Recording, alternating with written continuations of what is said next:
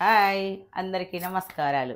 ఈరోజు మనం కొత్త వంటకంతో ముందుకొచ్చాం. అదేంటి అంటే రైలు పలారము అంటారు. రైలు ఎంత పొడుగుంటుందో కాస్త ఈ టిఫిన్ గూడా కొంచెం అలాగే కొంచెం ఓపిక కావాలి ఈ టిఫిన్‌కి. కొంచెం ఇది గూడా కాస్త పొడువుగానే ఉంటుంది.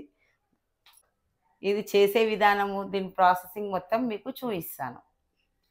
రైలు పలారంకు ముందుగా మనము ఈ శనగపప్పు, పెసరపప్పు 2 నానబెట్టుకోవాలన్నట్టు. మనం శనగపప్పు, పెసరపప్పు అన్నాం గదా! ఇలా నానబెట్టేసుకోవాలన్నట్టు.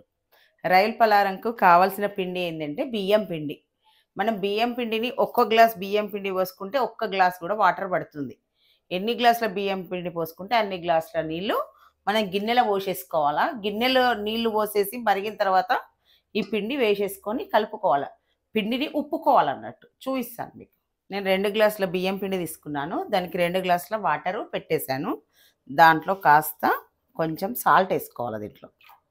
మనం ఇప్పుడు వాటర్ పోసేసుకున్నాం కదా, అది తొందరగా వేడెక్కాలి, మరగాలంటే మనం ప్లేట్ పెట్టేసుకున్నాం అనుకో తొందరగా మరుగుతుంది. ఇప్పుడు నీళ్ళు ఇలా మసిలిపోతున్నాయి కదా, ఇంట్లో మనం షేగోళ్ళకి ఓడప్పలకి వేసుకొని ఎలా ఉప్పుకుంటామో అలా ఉప్పుకోవాలన్నట్టు. మసిలింది కదా, దాంట్లో ఇలా వేసేసి పిండి మంచిగా ఉప్పుకోవాలన్నట్టు. ఇప్పుడు బియ్యం పిండి ఉప్పుకున్నాం కదా, దాన్ని ఇలాగా చిన్న చిన్నగా ఇట్లా ముద్దల్లాగా చేసేసుకోవాలి. వీటిని చిన్న చిన్నగా రౌండ్స్గా బాల్స్ లాగా చేసుకోవాలన్నట్టు. ఇట్లా పొడవుగా వేసేసుకొని ఒక్కొక్కటి ఇలాగా చేసేసుకోవాలి. రౌండ్స్ లాగా ఇలాగా ఇలా రౌండ్స్గా చేసేసుకోవాలి. మనం రైలు పలారం అంటే రైలు ఎంత పొడవు ఉంటుందో ఇదంతా పొడవు ఉంటుందని చెప్పాను కదా. ఎందుకు దానికి కారణం అంటే ఇలా చేసేసుకొని ఇవన్నీ చిన్న చిన్న బాల్స్ చేయాలి కదా, దీనికి టైం పడుతుంది కాబట్టి రైలు ఎలా ఉంటుందో దీని పని విధానం కూడా అలాగే ఉంటుంది. ఇప్పుడు మనం పిండి ఉప్పుకున్నాం కదా, ఆ పిండిని ఇట్లా చిన్న చిన్న బాల్స్ లాగా మొత్తం చేసేసుకుందాం. ఇలా మనము బాల్స్ అన్నీ ఇలా చేసేసుకున్నాం కదా, వీటిని ఆవిరికి ఉడకబెట్టాలి. ఆవిరికి ఎట్లా ఉడకబెట్టాలో మీకు చూపిస్తాను, చూడండి. మనము ఈ పిండి ఉప్పుకున్న గిన్నెనే ఉంది కదా, వేరేది ఇంకొకటి అవసరం లేదులే. దాంట్లో వాటర్ పోసేసుకొని దీనికి కాస్త అంటుకోకుండా ఇట్లా ఆయిల్ రాసేసేయాలి. దీంట్లో ఈ జల్లెడలో మనం ఇట్లా ఆయిల్ రాసేసుకొని వీటిని ఇందులో వేసేసుకోవాలి. ఆయిల్ వేసేస్తే ఏమవుతుందంటే అంటుకోదు అన్నట్టు. ఇలా వేసేసుకొని మనము దీన్ని ఆవిరికి ఇలా ఉడకబెట్టేసుకోవాలి. దీనిపైన ఒకటి మూత పెట్టేసుకోవాలి.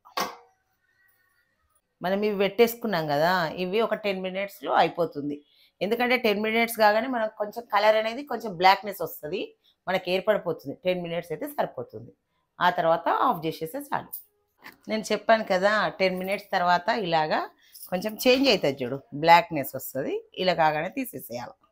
మనం ఈ శనగపప్పు, పెసరపప్పు నానబెట్టేసుకున్నాం కదా, ఇవన్నీ నీళ్ళు ఇందులో ఉలకబోసేసి వీటిలో ఇందులో వేసేసి మనము సన్నగా గ్రైండ్ చేసుకోవాలి. ఇప్పుడు ఈ శనగపప్పు, పెసరపప్పు వేసేసుకున్నాం కదా, దీన్ని కాస్త కొంచెం లావుగా ఉంచుకోవాలి. మనం పప్పు గ్రైండర్కి వేసుకోవాలని చెప్పాను కదా, ఇలా కావాలన్నట్టు. ఇప్పుడు ఇవి రెడీ అయిపోయాయి కదా, వీళ్ళు ఎలా చేయాలో మీకు ప్రాసెస్ చూపిస్తాను. మనం ఇప్పుడు గ్రైండ్ చేసుకున్నాం కదా పెసరపప్పు, శనగపప్పు, ఇది గ్రైండింగ్ది, ప్లస్ ఉల్లిపాయలు సన్నగా, మినప్పప్పు, కొత్తిమీర, కరివేపాకు, కొబ్బరి పొడి. ఇంకా పచ్చి కొబ్బరి ఉంటే చాలా బాగుంటుంది. లేదు అనుకో ఎమర్జెన్సీ అనుకుంటే ఎండు కొబ్బరి పొడి వేసినా సరే.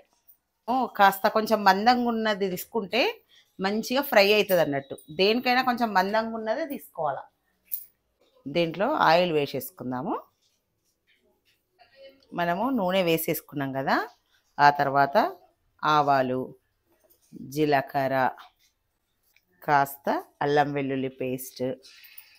వెల్లుల్లి పేస్ట్ మంచి గోలిందనుకో దీని ఫ్లేవర్ అంతా మంచిగా వస్తుంది. అందుకోసం దీంట్లో కరివేపాకు, కొత్తిమీర, మినప్పప్పు, ఆనియన్స్ ఎన్ని వేసుకుంటే అంత టేస్టీగా ఉంటుంది. ఈ ఉల్లిపాయలు పచ్చి వాసన పోయే వరకు మంచిగా రెడ్గా వేయించుకోవాలి. ఈ ఉల్లిపాయలు రెడ్డిష్ కలర్ వచ్చేసినాయి కదా, దీంట్లో మనం ఈ పట్టుకున్న పెసరపప్పు ప్లస్ పెసరపప్పు, శనగపప్పు ఉంది కదా, ఇది దీంట్లో కూడా వేయించుకొని మంచిగా వేయించుకోవాలి. ఇది కూడా దీన్ని కూడా మంచిగా ఈ పచ్చి వాసన పోయే వరకు మంచిగా గోలించుకోవాలి. దీన్ని కూడా ఇట్లా పొడి పొడిగా అయిపోతుంది. ఇది ఉంది కదా, ఇప్పుడు మంచిగా నూనెలో వేగిపోయి మంచిగా పొడి పొడిగా అవుతుంది. ఇప్పుడు దీంట్లో కాస్త పసుపు వేసుకుందాం. మనం అట్లా చేసేసుకున్నాం కదా, ఇలా అయిపోయింది చూడండి, పొడి పొడిగా అయిపోయింది చూడు. ఆ పేస్ట్ ఎలా అయింది, పొడి పొడిగా అయిపోవాలి. ఇట్లా మంచిగా ఫ్రై అయితే టేస్టీగా ఉంటుంది అన్నట్టు. అట్లా దీంట్లో తగినంత ఉప్పు వేసేసుకుందాం. టేస్ట్కి తగ్గ మిర్చి పౌడర్ వేసేసుకుందాం. పొడి అనుకున్నాం కదా, అది కూడా వేసేసుకుందాం. అది మంచిగా గోలిపోయింది కదా, పొడి పొడికి కావాలి. ఆ తర్వాత మనం ఇవి చేసుకున్నాం కదా, వీటిని ఇందులో వేసేసి యాడ్ చేసుకొని మంచిగా కలుపుకుందాం. ఇలా మొత్తం ఫ్రై అయిపోయింది కదా, దీన్ని ఇలా మంచిగా కలిపేసేసుకోవాలి. కాసేపు దీన్ని ఇందులో వేసాం కదా, దీన్ని కొద్దిసేపు ఫ్రై చేసుకొనిద్దాం. కాసేపు గోలాలన్నట్టు. వేడి వేడిగా రైల్ పలారం రెడీ. ఇది టేస్ట్ చేసి చూద్దాము. దీని పని చాలా పెద్దగా ఉంటుంది, కానీ టేస్ట్ మాత్రం చాలా సూపర్. ఎందుకంటే ఇది హోటళ్ళల్లో దొరకదు, ఎక్కడా దొరకదు. కాకపోతే దీనికి ఓపిక ఉండాలి. చాలా టేస్టీగా చేసుకొని వేడి వేడిగా అందరు హాయిగా ఎంజాయ్ చేస్తూ తినచ్చు, ఎంజాయ్ చేయొచ్చు. ఫ్యామిలీ అందరం కూర్చొని ఇవి మంచిగా రౌండ్స్గా చేసుకుంటా, ఎంజాయ్ చేసుకుంటా, టైంపాస్, ఎంజాయ్కి ఎంజాయ్, టేస్టీ. హోటల్ వచ్చి తీసుకుందామన్నా ఈ ఐటెం దొరకదు కాబట్టి ఇంట్లోనే చేసుకోండి. అందరూ చేసి చూసి కామెంట్ చేసి చెప్పండి.